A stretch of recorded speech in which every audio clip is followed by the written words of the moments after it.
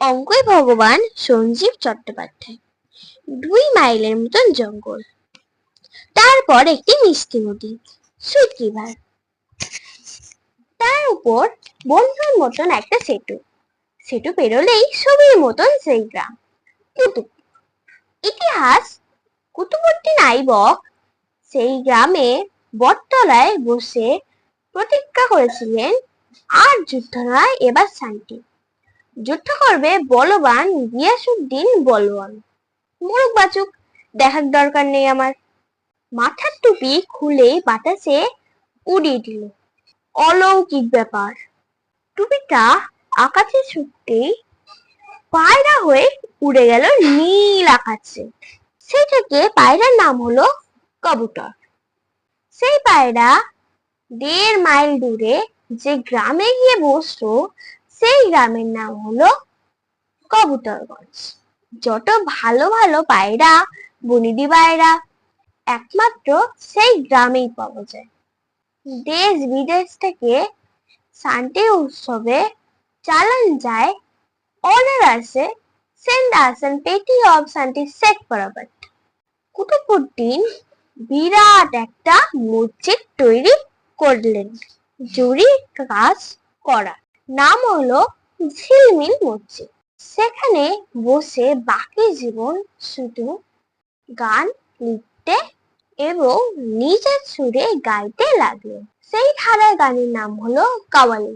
এমন একটা ঐতিহাসিক জায়গায় যাবই যাব, কেউ আটকাতে পারবে না। আমি শঙ্কর রেডি। শঙ্কর শুধু সাহসী না, দুঃসাহসী।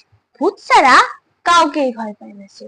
টেরিফিক, ডেঞ্জারাস, এই সব বিশেষণ ওর জন্যই তৈরি হচ্ছে। কুতুবপুরেই শঙ্করের মামার বাড়ি। বড় মামা একসময় শিকারী ছিলেন, বিজাই বড়লোক। মাইল 2 ঘুটঘুটে জঙ্গল। বাঘ আছে, থাকা উচিত।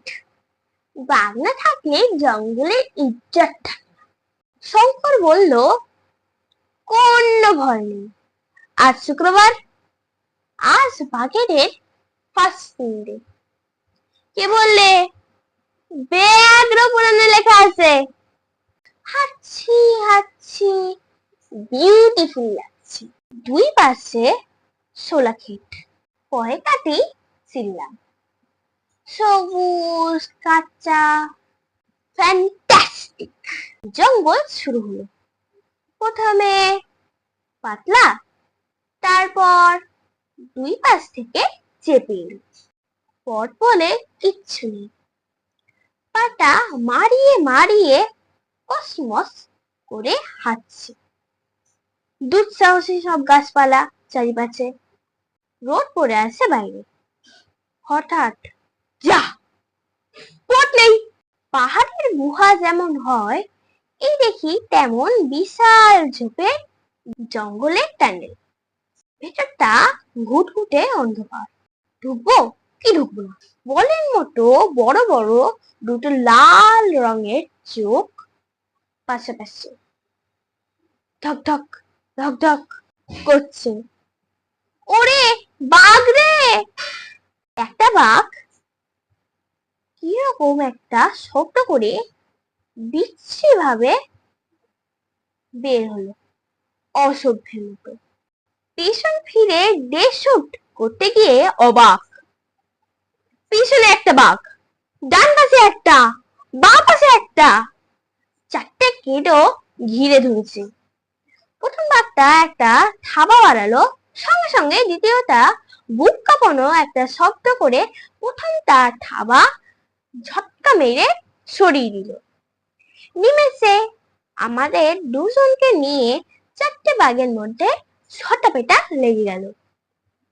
রক্তাক্ষয় সংগ্রাম। আমরা পালিয়ে এলুম। শঙ্কর বললে, কিভাবে বাঁচলুম বলতো?